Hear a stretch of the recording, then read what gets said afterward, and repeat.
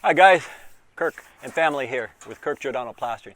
Today I just want to answer a question. A fella called me, actually a few of you guys called me and said, hey Kirk, what kind of truck do you recommend? I got a lot of young plasters who watch what we do. You young plasters, don't make the mistakes I made in buying a lot of trucks. I've had three of these 250s, 350s, 450s. The 350 is the one you want, a heavy duty. They're asking me what kind of truck I use and what do I recommend. The longer the bed, the better. This is 11-foot bed, guys. That means I can put a lot of tools in here. This is where we put all our lathing stuff. Here's where we put all our snips, and we got about 6-10 of these guys here. I put my cements all up here, or I put them on the top rack. I had this rack custom built for me from a friend of mine who does welding. The rack is about 1,500 extra pounds, but man, it is the bomb. You need this.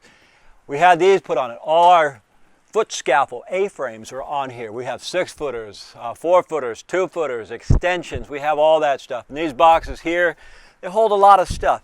Everything we do for lath and plastering, we have on this truck. I look at a job, guys, I have everything I need on my truck. Here's where I have a lot of my caulkings, tapes, and staples. You can put all your tools, your guns, pneumatic stuff, your glues, and all bonding agents. Of course, the truck itself is big enough for 3 people.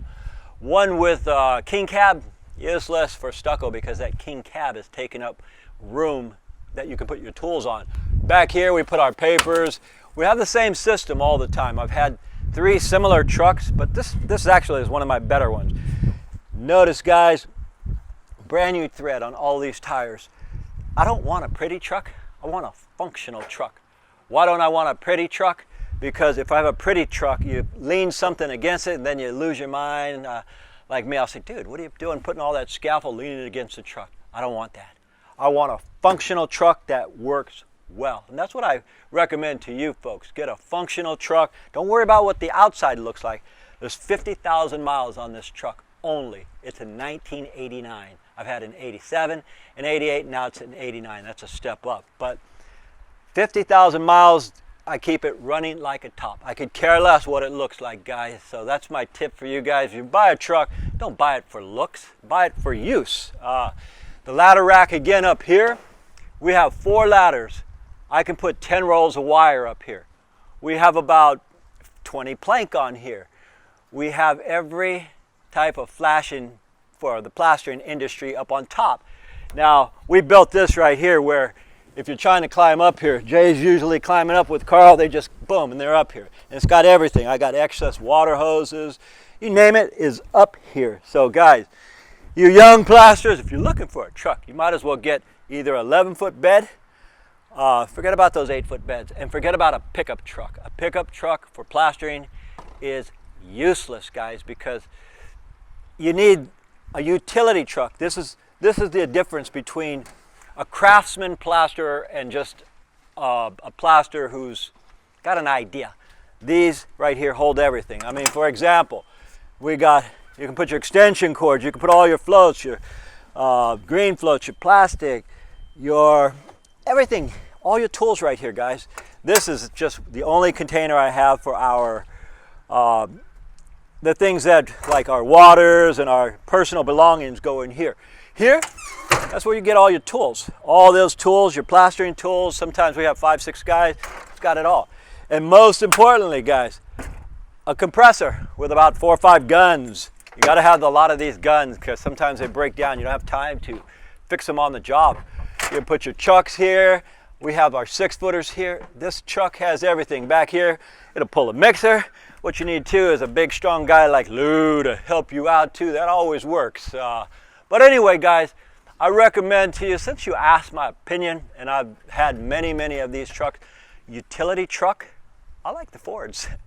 I don't like a pretty truck. I like a used truck, and if it's too pretty, then you worry again about every little dent and every piece of stucco on it. You don't want to do that. You just want a functional truck. 11-foot bed is even better, but if you can't find that, an 8-foot bed. As far as a custom rack like that, you know, $2,000-3,000 bucks, it's well worth it, guys. That rack saves me so much time, energy, and effort that I don't have to go to the material yards all the time. Anyway, you guys asked, that's my truck, and that's after, I've had this for about 8 years now.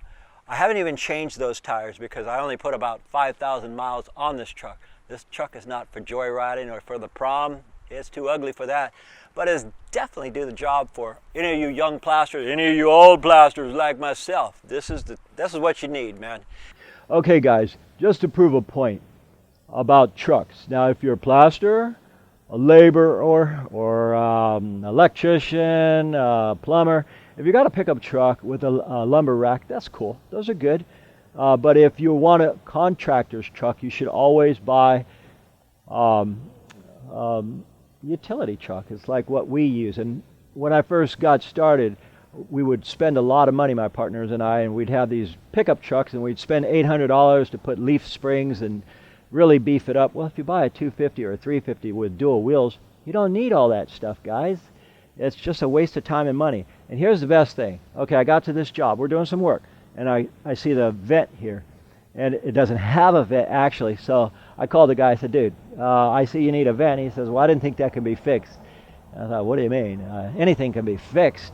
And so this is why I have a utility truck. And this is why I recommend for any of you future contractors, get a utility truck.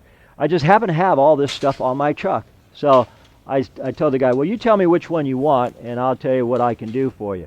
Like, we can put this one here and screw it in. You screw it in here, or we could break it out. I can put this one here. I can put a louveler here. We got to break it all out. He might say, Kirk, I'm not going to spend $100 to do that. Or I could put this one here.